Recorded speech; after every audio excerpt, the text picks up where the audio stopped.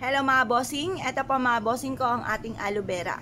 Ito po isa sa mga subok na napakaswerte mga bossing. Ito po mga bossing ko ay pampalakas ng karisma. Meron din akong bossing na siya po ay naniniwala na dahil sa kanyang aloe vera at kaibigan din ng nanay ko, dahil sa aloe vera ay nagtuloy-tuloy ang pasok ng swerte. Swerte rin po ito mga bossing ko sa negosyo. Ngayon pa mga bossing, kung kayo po ay negosyante, mahilig rumakit, the best na meron kayong aloe vera. Mainam na kung ayaw nyo po ito sa harapan dahil may tinik po ito, hindi po maganda may mga tinik. Lagyan nyo ito sa gilid ng inyong tahanan or sa likod ng inyong tahanan. Ang mentras na dumami ang inyo pong aloe vera ay mentras din na pagdami ng swerte. Ngayon pa mga bossing, talian nyo po ito ng kulay pula. Kumuha po kayo ng isang baso na may tubig na napakalinis at ilagay nyo po itong ating aloe vera. Ito pa mga bossing ko ay makakatulong upang sa ganon, higit ang swerte na dumating po sa inyo. Dumaloy ng parang tubig ang swerte po sa inyo nang walang humpay mga bossing. Ang aloe vera mga bossing ko ay malagkit. Inihalin tulad ito sa pagmagnet ng swerte mga bossing. Ito pa mga bossing ko ay isa sa mga pinakapamamaraan upang sa ganon, magkaroon kayo ng strong relationship ng inyo pong family. May iwasan ng mga pag-aaway-away sa loob ng inyo pong tahanan at manatili ang anghang ng pagsasama ng isang mag-asawa or ng magsing irog mga bossing. Kaya mainam na meron po kayong aloe vera. Ang mentras sa pagdami ng aloe vera, magtanim po kayo sa inyo pong mga kahit yung sa mga lata na mga tira-tira, mga natira po ninyong lagyan ng ganito, ng mga biskwit, ayan, butasan lang pinakailalim, lagyan ito ng matabang lupa at tamnan nyo po ng aloe vera. Subok po ito na napakaswerte. Mentras sa pagdami, mentras din po na pagdami ng kaswertehan.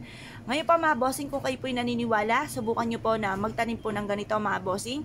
At mentras po siyang dumadami mga bossing, mapapansin niyo na parang lagi kayong iniaadya kung saan lagi kayo ay suswertihin. Marami tayong pwedeng paglagyan po nito. Lagyan nyo lang na ribbon na pula kung ipapasok nyo ito sa loob ng inyong tahanan or sa inyong pong kwarto. Para po makontra ang mga tinik po nito ng kamalasan. Kasi negative po kapag po may mga tinik mga bossing. Ngayon pa mga bossing, pwede nyo rin pong gawin, kumuha kayo ng isang lapis at magsulat sa dahon ng aloe vera kagaya po nito kung ano man po yung nais po ninyo na maganap sa buhay ninyo. Halimbawa po, kayo po'y lubog sa pagkakautang, sabihin nyo po, sa pamamagitan ng pampaswerteng ito at sipag at tiyaga, pananalig sa mahal na Panginoon, kailanman na hindi na ako mangungutang pa. Isulat nyo po dito mga bossing, makakabayad na kayo sa inyo po mga pagkakautang, kailanman na hindi na po kayo mangungutang pa.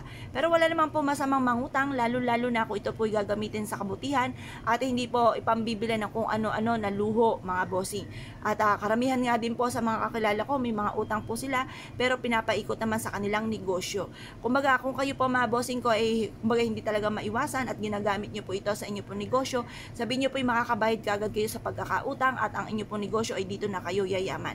Ganun po mga bossing. Or kaya hindi ka makatagpo ng tunay na pag-ibig, isulat nyo po dito, makakatagpo na ako ng tunay na pag-ibig, magkakaroon na ako ng forever. Ganun po mga bossing.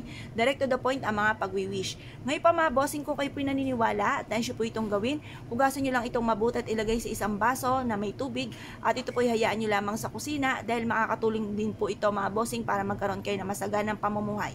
Ilagay nyo rin po ito mga bossing ko sa salas or sa inyo pong kwarto. Medyo itrim nyo lang po ang mga tinik mga bossing at lagyan ng ribbon na pula para makontra po kung ano man ang mga kamalasan na darating at magtuloy-tuloy ang swerte. Kaya kung kayo po naniniwala at nais po itong gawin mga bossing, asya, good luck bossing po lahat!